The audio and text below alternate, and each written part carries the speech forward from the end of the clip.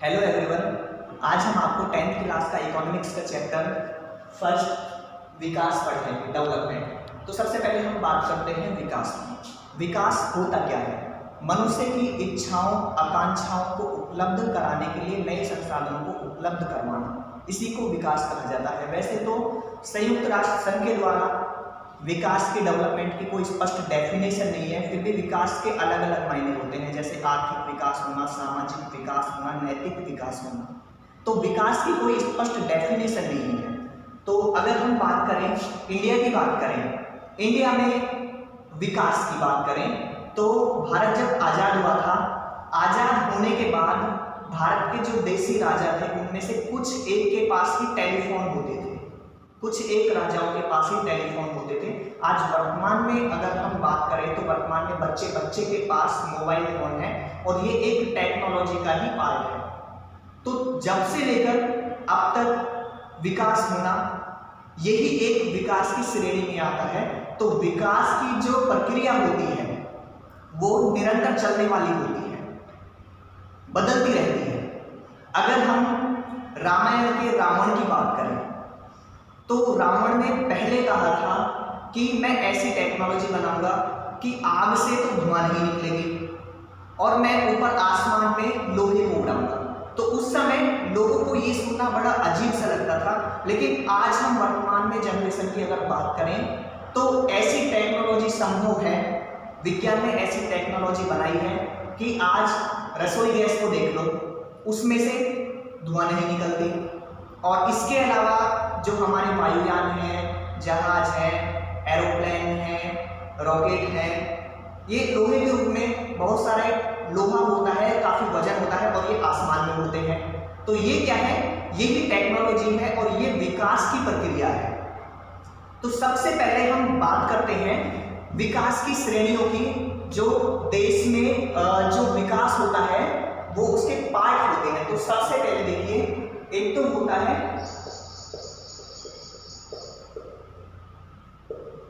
विकसित देश, एक होता है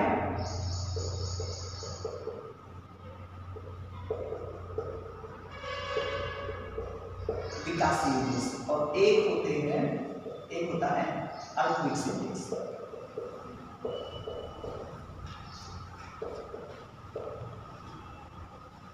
ये क्या है? विकास के आधार पर देशों का वर्गीकरण होता है विकास के आधार। तो सबसे पहले हम बात करते हैं विकसित देश की। विकसित देश क्या होता है? ऐसे देश जिनके नागरिकों का रहन सहन उच्च है, जिनकी अर्थव्यवस्थाएं मजबूत है, जो पहले से ही डेवलप्ड कंट्रीज हैं, यानी कि वहां के लोगों की आर्थिक आय, प्रति व्यक्ति आय सबसे ज्यादा है, तो उनको विकसित देशों की श्रेणी में रखा जाता है। अब इनमें जैसे अमेरिका,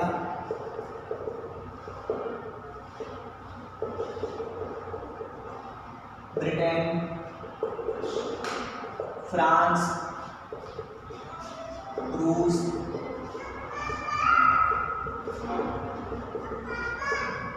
स्विट्जरलैंड,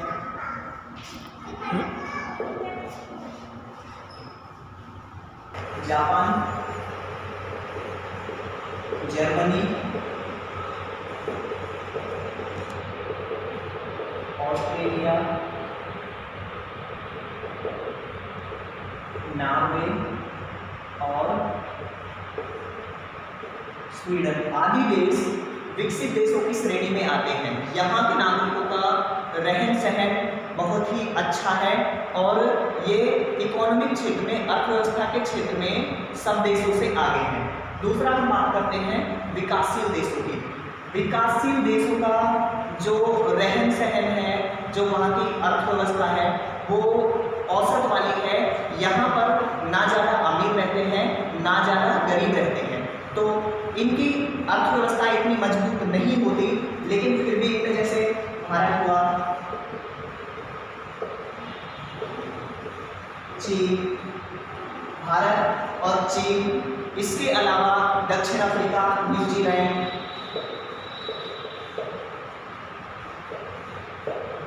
दक्षिण अफ्रीका,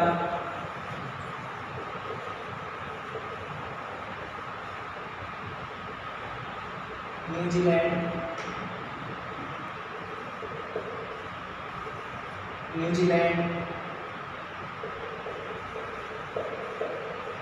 ब्राजील, ये ऐसे देश हैं जो विकासशील देशों की श्रेणी में आते हैं, जो देश विकसित देश बनने का सपना रखते हैं।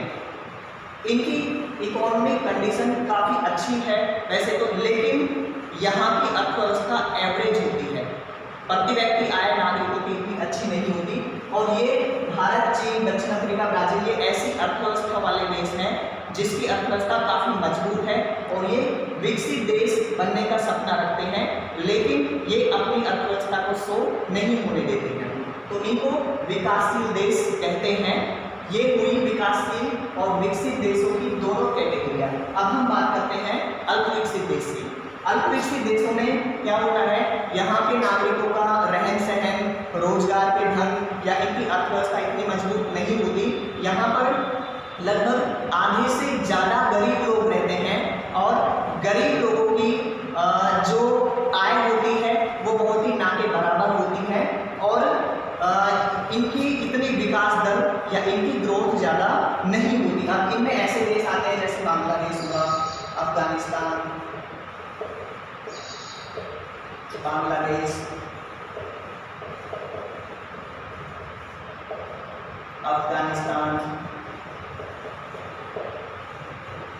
नेपाल, लाओस,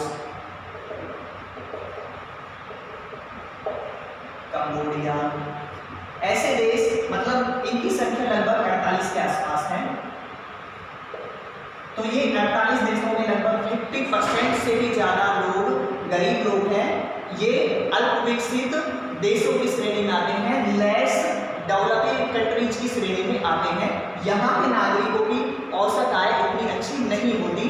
तो ये हुई देशों की श्रेणियाँ। उम्मीद करता हूँ आपको ये समझ में आया होगा। और इसके अलावा हम बात करते हैं आर्थिक विकास की। आर्थिक विकास क्या होता है? उद्योग धंधों का ज़्यादा से ज़्यादा विकास होना और देश की अर्थव्यवस्था को मजबूत बनाना, नागरिकों की आय में वृद्धि होना और राष्ट्रीय आय में वृद्धि होना, इसी को आर्थिक विकास की श्रेणी में लाया जाता है। अब बात करते हैं हम मानव विकास सूचकांक की। तो सबसे पहले हम बात करते हैं मानव विकास की।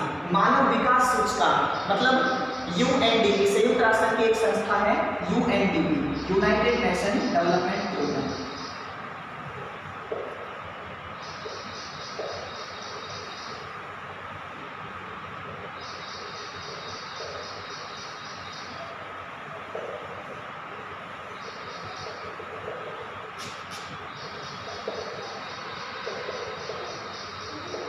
यूनाइटेड नेशंस डेवलपमेंट प्रोग्राम, इसकी स्थापना लगभग 22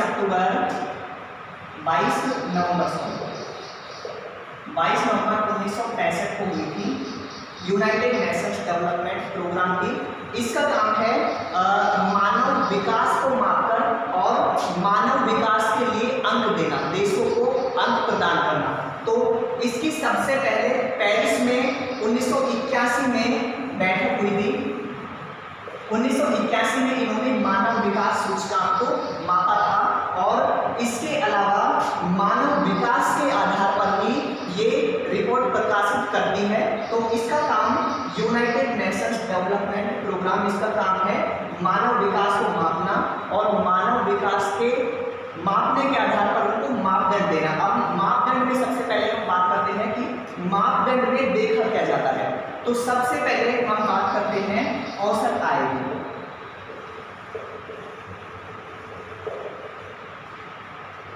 जिस देश के नागरिकों की औसत आय अच्छी है, प्रति व्यक्ति आय अच्छी है, उसको औसत आय में रखा जाता है। यानी कि अगर औसत आय जिस देश की अच्छी है, उस देश की UNDP द्वारा, यानी कि उस देश का जो मापदंड होगा, वो सूचकांक होगा, वो ज़्यादा अच्छा होगा। तो औसत आय के आधार पर भी नागरिकों की जो अंक होते हैं, देश के जो अंक होते हैं, उसको मापा जाता है। इसके अलावा हम बात करते हैं प्रत्याशा दर और साक्षरता दर की। साक्षरता दर में क्या होता है? साक्षरता दर में UNDP का एक काम ये भी है कि देशों की साक्षरता दर कितनी है, उसको भी साक्षरता दर के आधार पर भी देशों के विकास को मापा जाता है कि उस देश की यानी कि उस देश का मानव विकास कितना है। तो साक्षरता दर भी एक बहुत ज़्यादा महत्वपूर्ण भूमिका निभाता है। जैसे अगर हम बात करें भारत में 2011 की जनगणना के अकॉर्डिंग भारत की लगभग साक्षरता दर 74.04%।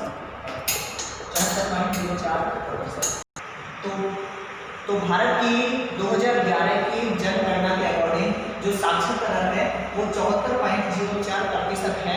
तो साक्षरता दर के आधार पर भी यूनाइटेड नेशंस डेवलपमेंट प्रोग्राम एक मापदंड देता है, उसके आधार पर देश को अंक मिलते हैं। तो इसके अलावा हम बात करते हैं जन्म दर और मृत्यु दर की। जन्म दर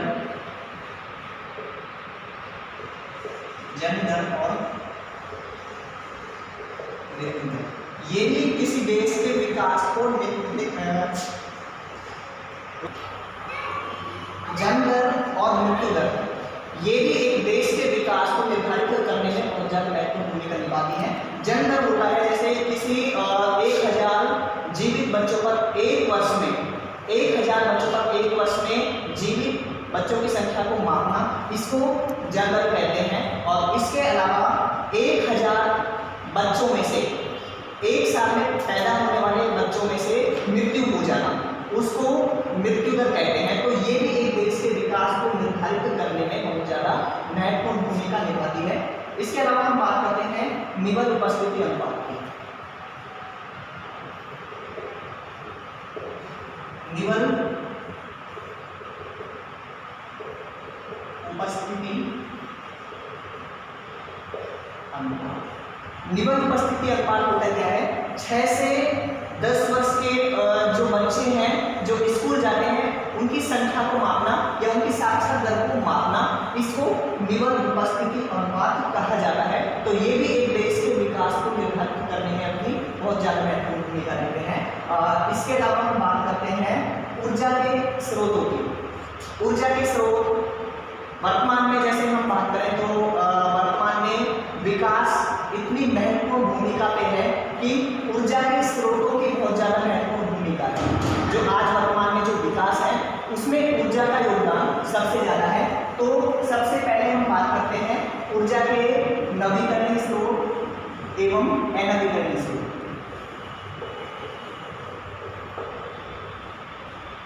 नवीकरणीय संसाधन एवं अनवीकरणीय संसाधन।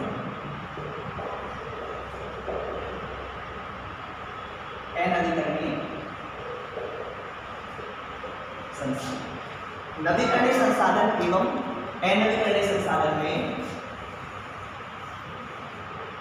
सबसे पहले हम बात करते हैं नवीकरणीय संसाधन की। ऊर्जा के ऐसे स्रोत जिनको एक बार उपयोग में लाने के बाद दोबारा से उनको उपयोग में ले सकते हैं। अब इनमें जैसे जल,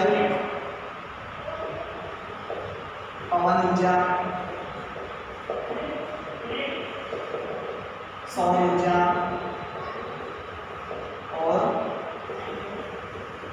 ज्वारीय ऊर्जा आती है, जिनको एक बार उपयोग में लेने के बाद दोबारा से उनको उपयोग में ले सकते हैं। तो ये होते हैं ऊर्जा के नवीकरणीय संसाधन। अब बात करते हैं ऊर्जा के अनवीकरणीय संसाधनों की। अनवीकरणीय संसाधन क्या होते हैं? इनको एक बार उपयोग में लेने के बाद दोबारा से इनको उपयोग में नहीं ले सकते, बल्कि ये एक बार उपयोग में लेने के बाद ये दोबारा समाप्त हो जाते हैं। तो इनमें जैसे कोयला, पेट्रोलियम,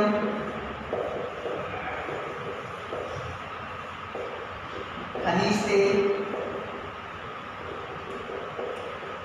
ये आते हैं। ये क्या होते हैं? ऊर्जा के अनवीकरणीय स्रोत होते हैं। तो इनका एक बार उपयोग में लेने के बाद ये नष्ट हो जाते हैं, इनको दोबारा से उपयोग में लेना असंभव सा होता है। अगर इन पदार्थों को ऐसे ही उपयोग में लेते रहे तो आने वाले 50 वर्षों के बाद इनकी ये संसाधन लगभग समाप्त हो जाएंगे।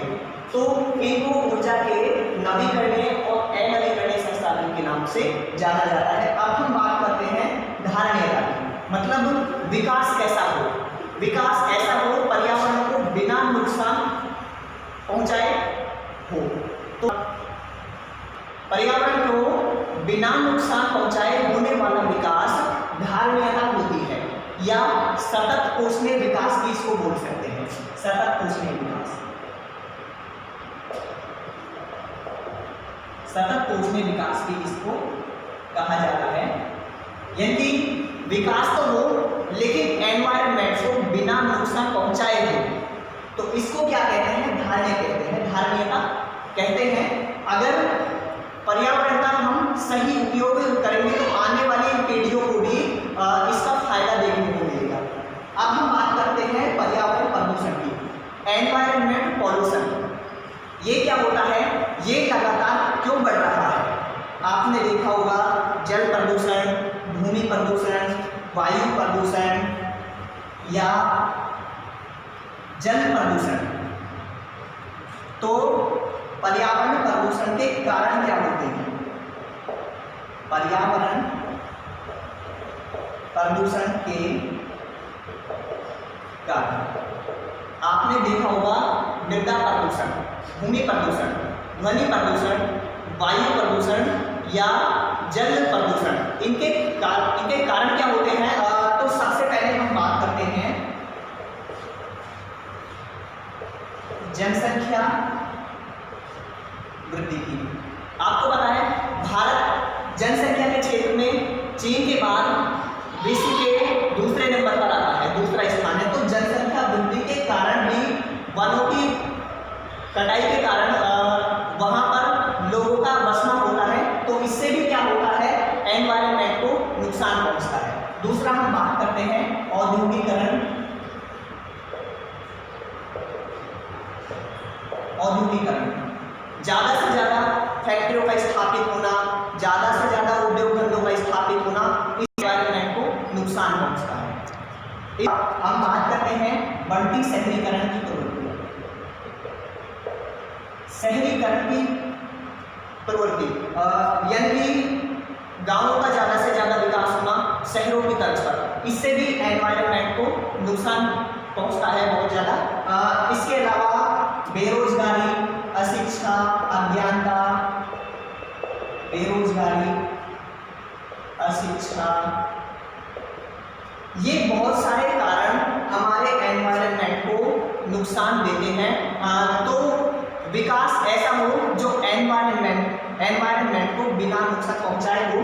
तो उम्मीद करता हूँ आपको ये टॉपिक समझ में आए होंगे। नेक्स्ट टॉपिक में हम आपको नेक्स्ट वीडियो में नेक्स्ट टॉपिक समझेंगे।